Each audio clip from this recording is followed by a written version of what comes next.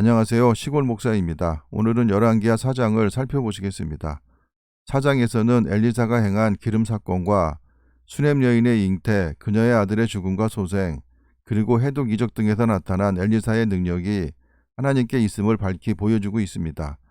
한편 이 모든 이적은 어려움에 처한 자의 필요를 돌아보고 채워주며 죽은 자에게 새 생명을 부여해준 특징을 지니고 있는데, 이런 점에서 엘리사의 사역은 하나님의 저주와 심판을 주로 선고하였던 엘리야의 사역과 대비가 됩니다. 1절입니다.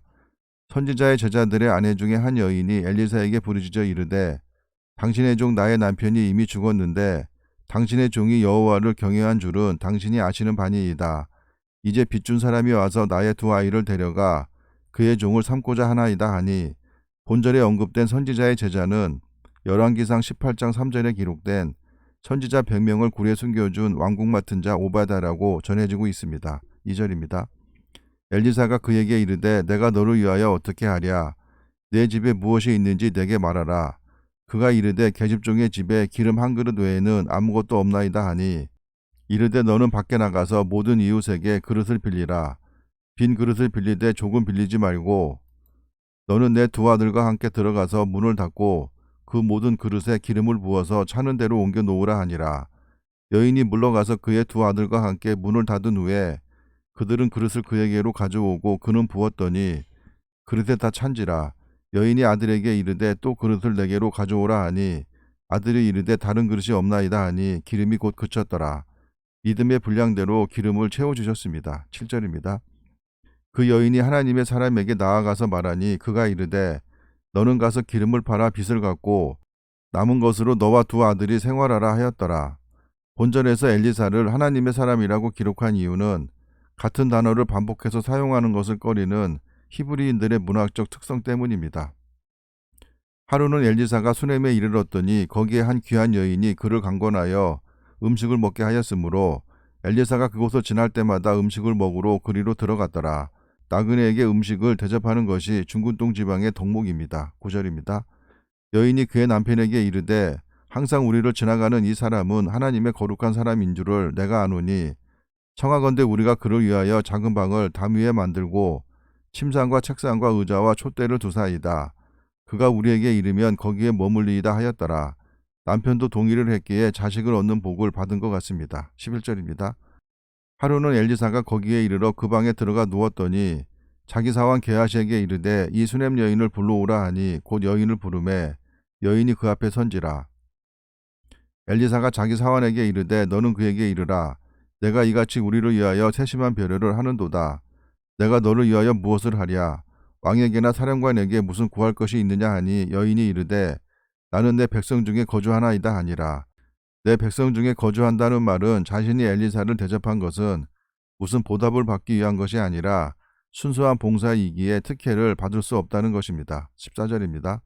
엘리사가 이르되, 그러면 그를 위하여 무엇을 하여야 할까 하니, 게하시가 대답하되, 참으로 이 여인은 아들이 없고 그 남편은 늙었나이다 하니, 당시 히브리 사회에서 자식이 없는 것은 모욕과 수치였다고 합니다. 15절입니다. 이르되 다시 부르라 하여 부르매 여인이 문에 서니라. 엘리사가 이르되, 한 해가 지나 이때쯤에 내가 아들을 안으리라 하니, 여인이 이르되, 아니로소이다. 내 주 하나님의 사람이여 당신의 계집종을 속이지 마옵소서 하니라. 여인이 과연 잉태하여 한 해가 지나 이때쯤에 엘리사가 여인에게 말한 대로 아들을 낳았더라. 그 아이가 자라매 하루는 추수꾼들에게 나가서 그의 아버지에게 이르렀더니 세월이 꽤 흘렀음을 알 수 있습니다. 19절입니다. 그의 아버지에게 이르되, 내 머리야 내 머리야 하는지라. 그의 아버지가 사환에게 말하여 그의 어머니에게로 데려가라 하매, 추수 때가 가장 더운 시기라 일사병에 걸린 것으로 보입니다. 곧 어머니에게로 데려갔더니 낮까지 어머니의 무릎에 앉아 있다가 죽은지라. 그의 어머니가 올라가서 아들을 하나님의 사람의 침상 위에 두고 문을 닫고 나와 엘리사가 오면 아이가 살아날 것으로 확신하는 것 같습니다. 22절입니다. 그 남편을 불러 이르되, 청하건대 사환 한 명과 나귀 한 마리를 내게 보내소서. 내가 하나님의 사람에게 달려갔다가 돌아오리이다 하니, 그 남편이 이르되, 초하루도 아니요 안식일도 아니거늘 그대가 오늘 어찌하여 그에게 나아가고자 하느냐 하는지라. 여인이 이르되, 평안을 비나이다 하니라. 초하루나 안식일이 아니라는 것은 평일이 아니기에 엘리사가 여러 장소를 돌며 일을 할 것이라는 말입니다. 24절입니다. 이에 나귀의 안장을 지우고 자기 사환에게 이르되 몰고 가라. 내가 말하지 아니하거든 나를 위하여 달려가기를 멈추지 말라 하고 드디어 갈멜산으로 가서 하나님의 사람에게로 나아가니라. 하나님의 사람이 멀리서 그를 보고 자기 사환 게하시에게 이르되 저기 수냄 여인이 있도다. 수냄에서 갈멜산까지의 거리가 약 40km이기에 말로 하루 정도가 걸렸을 것입니다. 46절입니다. 너는 달려가서 그를 맞아 이르기를 너는 평안하냐? 내 남편이 평안하냐? 아이가 평안하냐 하라 하였더니 여인이 대답하되 평안하다 하고 산에 이르러 하나님의 사람에게 나아가서 그 발을 아는지라. 게하시가 가까이 와서 그를 물리치고자 하매 하나님의 사람이 이르되 가만두라. 그의 영혼이 괴로워하지만은 여호와께서 내게 숨기시고 이르지 아니하셨도다 하니라. 발을 안았다는 것은 발을 안고 동동 굴렀다는 것인데 점잖게 표현을 했습니다.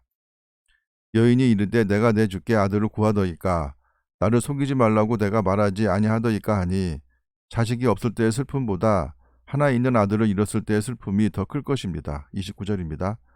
엘리사가 게하시에게 이르되 내 허리를 묶고 내 지팡이를 손에 들고 가라. 사람을 만나거든 인사하지 말며 사람이 내게 인사할지라도 대답하지 말고 내 지팡이를 그 아이 얼굴에 놓으라 하는지라. 지팡이 자체에 신비한 능력이 있는 것이 아니라 상징적 행위를 통해 하나님의 능력을 온전히 나타내려는 것입니다. 30절입니다. 아이의 어머니가 이르되 여호와께서 살아계신과 당신의 영혼이 살아계심을 두고 맹세하노니 내가 당신을 떠나지 아니하리이다. 엘리사가 이에 일어나 여인을 따라가니라. 게하시가 그들보다 앞서가서 지팡이를 그 아이의 얼굴에 놓았으나 소리도 없고 듣지도 아니하는지라. 돌아와서 엘리사를 맞아 그에게 말하여 아이가 깨지 아니하였나이다 하니라.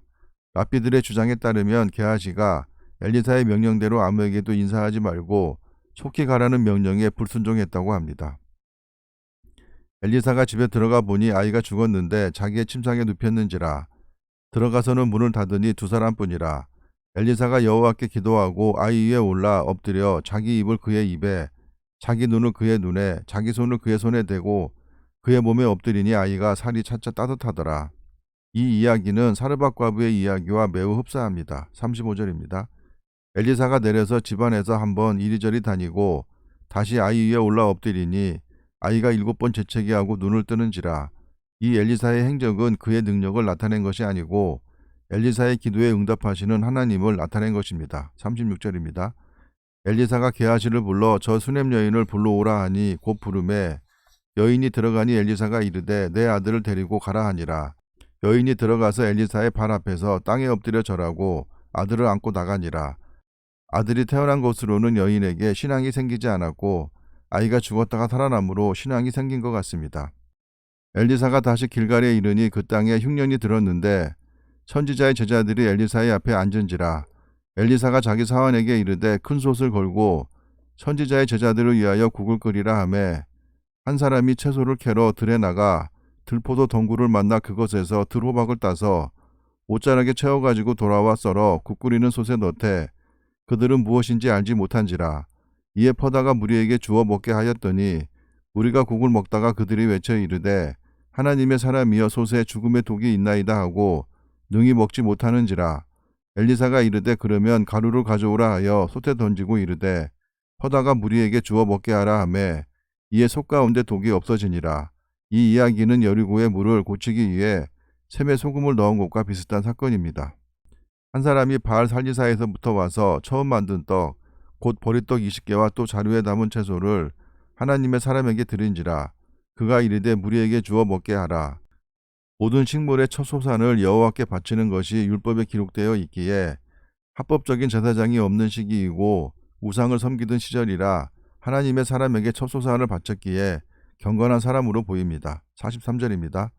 그 사환이 이르되 내가 어찌 이것을 100명에게 주겠나이까 하니 엘리사는 또 이르되 무리에게 주어 먹게 하라. 여호와의 말씀이 그들이 먹고 남으리라 하셨느니라. 그가 그들 앞에 주었더니 여호와께서 말씀하신 대로 먹고 남았더라. 이 사건은 오병이어의 기적과 흡사한 이야기입니다. 성경에 기록된 모든 이적은 하나님의 권능을 드러내므로 사람들에게 하나님을 믿고 하나님께 영광을 돌리게 하는 데에 근본 목적이 있다고 할 것입니다. 지금은 성경이 완성되었고 성경을 통해 하나님이 충분히 증거되었기에 과거의 이적이나 기적이 필요하거나 흔히 일어날 시기가 아니라고 봅니다. 그래서 현재를 살아가는 우리가 하나님께 이적이나 기적을 보여달라고 때를 쓰는 것보다는 하나님을 인격적으로 만나 섬기고 성경과 기도를 통해 하나님과의 소통을 이어가는 것이 올바른 방법일 것입니다. 감사합니다.